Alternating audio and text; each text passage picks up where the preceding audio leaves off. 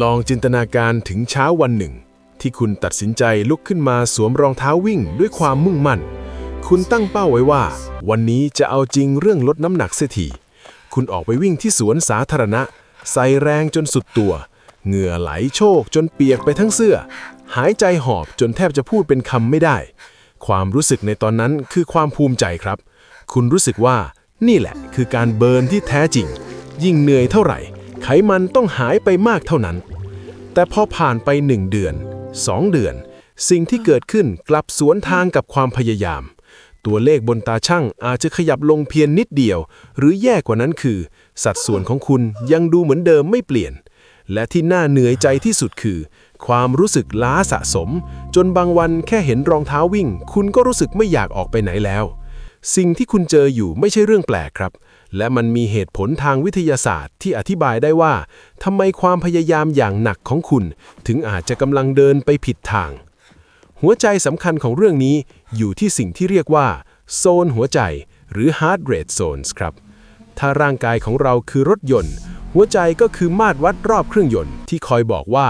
ตอนนี้เครื่องยนต์ของคุณกำลังทำงานหนักแค่ไหน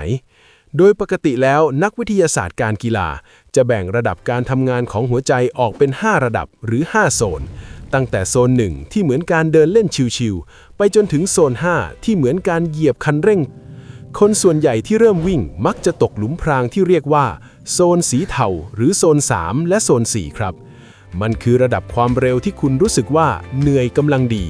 ได้เหงื่อและรู้สึกว่าได้ออกกำลังกายจริงๆแต่รู้ไหมครับว่าในระดับความเหนื่อยเท่านี้ร่างกายของคุณกำลังเปลี่ยนระบบการใช้พลังงานไปอีกแบบหนึ่งโดยสิ้นเชิงซึ่งมันไม่ใช่ระบบที่จะดึงไขมันสะสมออกมาใช้เป็นหลักเพื่อให้เห็นภาพง่ายขึ้นให้คุณนึกภาพว่าร่างกายเรามีถังน้ำมันอยู่2 ถังถังแรกคือถังเล็กที่บรรจุน้ำตาลหรือแป้งที่เรากินเข้าไปพลังงานส่วนนี้เหมือนน้ำมันออกเทนสูงที่พร้อมจะระเบิดพลังให้เราเคลื่อนที่ได้อย่างรวดเร็วและรุนแรงส่วนถังที่2คือถังใบใหญ่ยักษ์ที่บรรจุไขมันสะสมเอาไว้พลังงานส่วนนี้เหมือนน้ำมันดีเซลที่ให้พลังงานต่อเนื่องยาวนานและมีมหาศาลแต่มันมีเงื่อนไขสำคัญคือร่างกายต้องใช้เวลาและกระบวนการที่ซับซ้อนกว่าในการดึงมันออกมาใช้ปัญหาคือเมื่อคุณวิ่งเร็วเกินไปจนหัวใจขยับขึ้นไปอยู่ที่โซน 3หรือโซน 4ร่างกายจะรู้สึกเหมือนกำลังอยู่ในสถานการณ์ฉุกเฉิน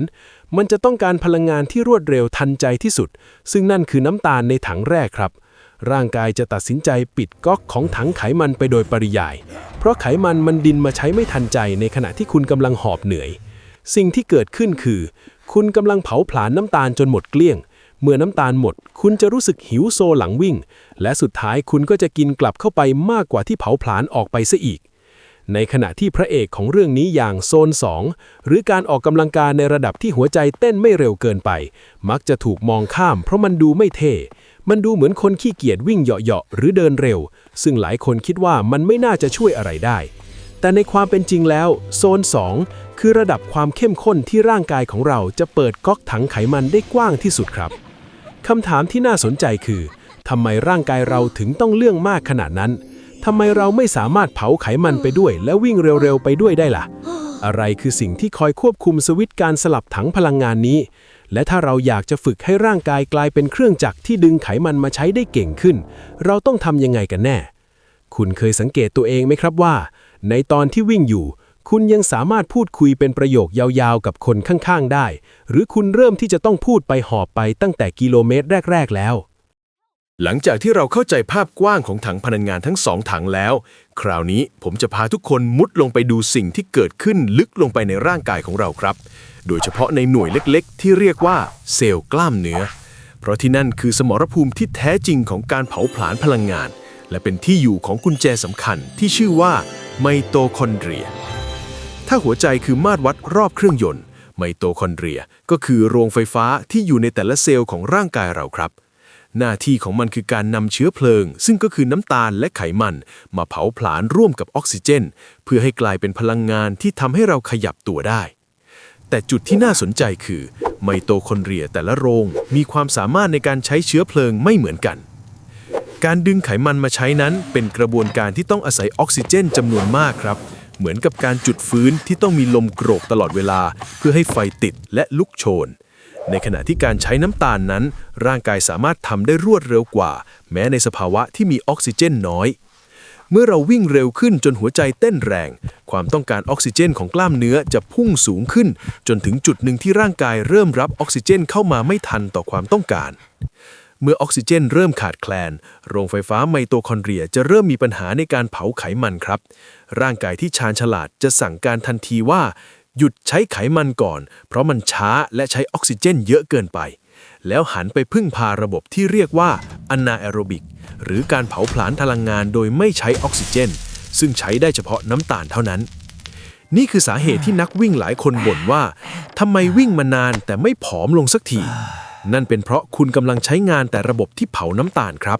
และที่ร้ายไปกว่านั้นคือ เมื่อคุณใช้ระบบนี้ไปนานๆ ร่างกายจะสร้างของเสียที่ชื่อว่าแลคเตตหรือที่เราคุ้นเคยกันในชื่อกรดแลคติกออกมาสะสมในกระแสเลือด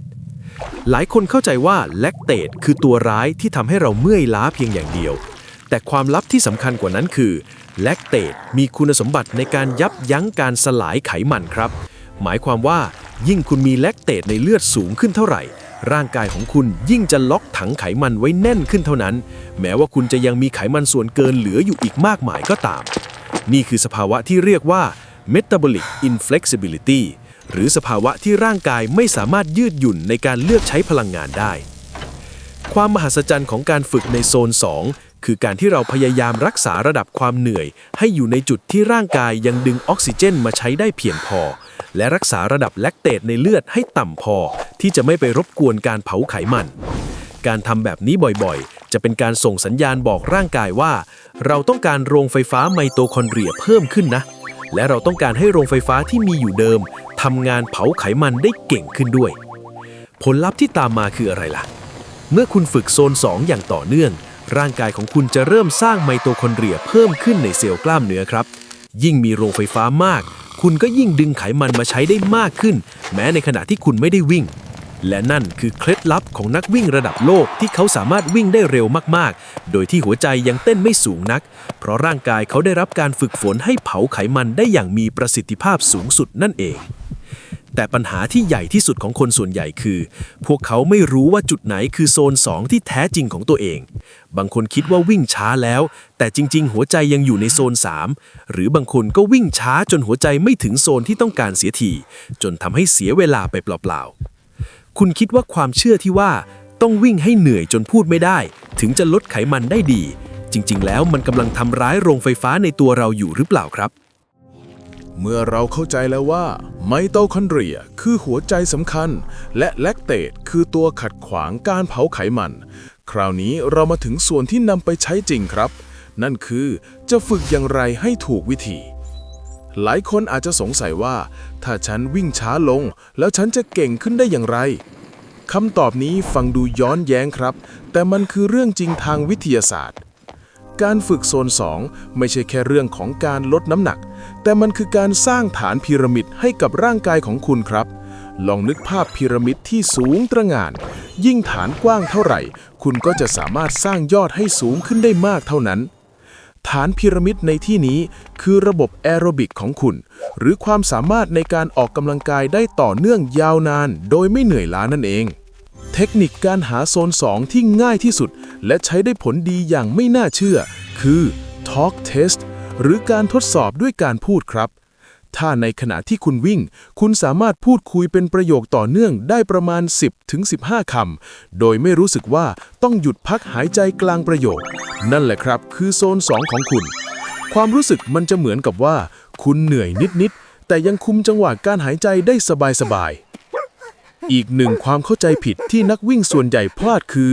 การมองข้ามสิ่งที่เรียกว่า drift หรือการที่ดีดของหัวใจครับหลายคนเริ่มวิ่งกิโลเมตรแรกด้วยหัวใจโซน 2 แต่พอวิ่งไปสักพักด้วยอากาศที่ร้อนขึ้นหรือความเหนื่อยสะสมหัวใจจะค่อยๆขยับขึ้นโซน 3 แม้ว่าคุณจะวิ่งด้วยความเร็วเท่าเดิมนักวิ่งที่พลาดส่วนใหญ่จะยังคงฝืนวิ่งด้วยความเร็วเดิมต่อไปเพราะกลัวว่าถ้าช้ากว่านี้จะเสียหน้าหรือนาฬิกามันจะบอกว่าเราวิ่งช้าลงแต่กุญแจสำคัญของการฝึกโซน 2 คือการรักษาโซนหัวใจไม่ใช่รักษาความเร็วครับถ้าหัวใจเริ่มดีดคุณต้องยอมช้าลง แม้ว่ามันจะกลายเป็นการเดินเร็วก็ตาม เพราะเป้าหมายของเราในวันนี้ไม่ใช่การทำความเร็วที่ดีที่สุด แต่คือการกระตุ้นให้ร่างกายสร้างไมโตคอนเดรียและฝึกให้มันดึงไขมันมาใช้ หากคุณฝืนวิ่งเร็วต่อไปจนแลคเตตสะสม ประโยชน์ของการฝึกโซน 2 ในวันนั้นจะหายไปทันที มีหลักการที่นักกีฬาอาชีพใช้กันคือกฎ 80-20 ครับ คือการฝึกซ้อม 80% ของเวลาทั้งหมดในระดับเบาหรือโซน 2 และเหลืออีกแค่ 20% ไว้สำหรับซ้อมหนักๆ วิธีนี้จะช่วยให้ร่างกายไม่ล้าจนเกินไป และช่วยลดความเสี่ยงจากการบาดเจ็บได้มหาศาล เพราะเมื่อเราวิ่งช้าลง แรงกระแทกที่ลงสู่ข้อต่อและกล้ามเนื้อก็น้อยลงตามไปด้วย สิ่งที่อัศจรรย์คือเมื่อคุณฝึกฐานพีระมิดนี้ไปเรื่อยๆสักประมาณ 2-3 เดือนคุณจะพบความเปลี่ยนแปลงที่ว้าวมากครับคุณจะเริ่มสังเกตว่าที่ระดับหัวใจเท่าเดิมคุณสามารถวิ่งได้เร็วขึ้นกว่าเดิมมากจากเดิมที่ต้องเดินเร็วเพื่อให้หัวใจอยู่โซน 2คุณอาจจะเริ่มวิ่งเหาะๆได้และจากวิ่งเหาะๆคุณอาจจะเริ่มวิ่งได้ด้วยความเร็วที่เคยทำได้ในโซน 3 มาก่อนนั่นหมายความว่าร่างกายของคุณได้อัปเกรดเครื่องยนต์ใหม่ให้เผาไขมันได้เก่งขึ้นแล้วนั่นเองแต่แน่นอนครับว่าการวิ่งช้าลงมันต้องการสิ่งที่เรียกว่าวินัยและความอดทนต่อเสียงวิจารณ์ในหัวตัวเองครับเพราะบ่อยครั้งที่เราจะรู้สึกอึดอัดที่เห็นคนอื่นวิ่งแซงเราไปหรือรู้สึกเขินเวลาต้องอัปโหลดสถิติการวิ่งลงโซเชียลแล้วเห็นตัวเลขความเร็วที่ช้ากว่าปกติคุณพร้อมไหมครับที่จะยอมแพ้ในเรื่องของความเร็วในวันนี้เพื่อที่จะชนะในเรื่องของสุขภาพและรูปร่างที่ยั่งยืนในวันข้างหน้ามาถึงช่วงสุดท้ายของการไขรหัสโซน 2 กันแล้วครับแม้ว่าเราจะพูดถึงข้อดีของการวิ่งช้าและการเผาไขมันมาตลอดแต่ชีวิตและการออกกำลังกายคือเรื่องของสมดุลครับ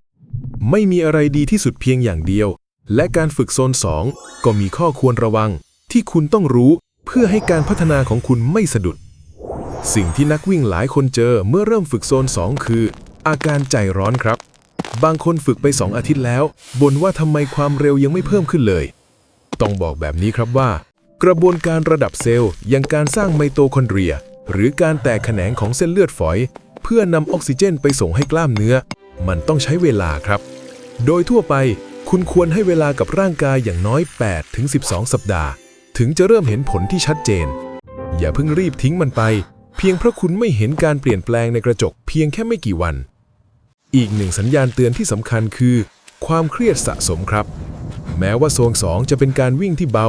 แต่ถ้าคุณวิ่งนานเกินไปหรือถี่เกินไปโดยไม่พักเลยร่างกายก็อาจจะเกิดสภาวะอักเสบได้สังเกตง่ายๆครับถ้าเช้าวันไหนคุณตื่นมาแล้วรู้สึกว่าชีพจรตอนพักหรือ resting heart rate สูงกว่าปกติเกิน 5-10 ครั้งต่อนาทีหรือรู้สึกนอนหลับไม่สนิทนั่นอาจเป็นสัญญาณว่าร่างกายกำลังบอกให้คุณพักผ่อนการรักษาสมดุลที่สำคัญอีกอย่างคือเรื่องอาหารครับแม้เราจะเน้นการฝึกเพื่อให้ร่างกายใช้ไขมันเก่งขึ้นแต่ไม่ได้หมายความว่าคุณต้องงดแป้งหรือคาร์โบไฮเดรตไปเลยนะครับคาร์โบไฮเดรตยังเป็นสิ่งจำเป็นในการฟื้นฟูกล้ามเนื้อและเป็นพลังงานสำรองที่สำคัญการกินอาหารที่สมดุลจะช่วยให้โรงไฟฟ้าในตัวคุณทำงานได้อย่างราบรื่นที่สุดนอกจากนี้อย่าลืมเรื่องการฝึกความแข็งแรงหรือ strength training ควบคู่ไปด้วยครับเพราะแม้คุณจะมีระบบเผาผลาญที่ดีแค่ไหนแต่ถ้ากล้ามเนื้อและข้อต่อของคุณไม่แข็งแรงพอที่จะรองรับแรงกระแทกจากการวิ่งต่อเนื่องนานๆคุณก็อาจจะบาดเจ็บก่อนที่จะเห็นผลลัพธ์ที่ต้องการการสลับวันวิ่งโซน 2 กับการบอดี้เวทหรือเล่นเวทเบาๆจะช่วยให้คุณมีหุ่นที่เฟิร์มและสุขภาพที่แข็งแรงในระยะยาวสรุปสุดท้ายนะครับความลับของโซน 2 ที่นักวิ่งส่วนใหญ่พลาดไม่ใช่เพราะพวกเขาไม่มีความพยายามแต่เป็นเพราะพวกเขาพยายามหนักเกินไปจนร่างกายเข้าสู่โหมดเอาตัวรอดและล็อกไขมันเอาไว้การยอมถอยหลัง1 ก้าวมาวิ่งให้ช้าลงเพื่อสร้างฐานระบบเผาผลาญใหม่คือการลงทุนที่คุ้มค่าที่สุดสำหรับใครก็ตามที่อยากจะมีสุขภาพดีและหุ่นดีไปตลอดชีวิตการเข้าใจร่างกายตัวเองไม่ใช่เรื่องของการทำตามสูตรสำเร็จของคนอื่นครับแต่มันคือการสังเกตและฟังเสียงที่ร่างกายส่งออกมาถ้าคุณเริ่มรู้สึกว่าการวิ่งคือความสุขที่คุณรอคอยในทุกเช้าแทนที่จะเป็นภาระที่ต้องทำให้จบไปนั่นแหละครับคือสัญญาณว่าคุณกำลังเดินมาถูกทางแล้วถ้าคุณชอบการค่อยๆไขรหัสสิ่งที่เกิดขึ้นในร่างกายแบบเข้าใจง่ายและอยากจะพัฒนาตัวเอง ไปพร้อมกับข้อมูลวิทยาศาสตร์สุขภาพที่ใช้ได้จริง ฝากกดติดตามช่องไขรหัสร่างมนุษย์ไว้ด้วยนะครับ หรือถ้าคุณมีประสบการณ์เรื่องการวิ่งโซน 2 หรือมีข้อสงสัยตรงไหน อยากให้ผมทำเรื่องอะไรต่อ ลองคอมเมนต์ทิ้งไว้ด้านล่างได้เลยครับ ผมรออ่านและพร้อมจะหาคำตอบมาแชร์ให้ทุกคนฟังในครั้งต่อไป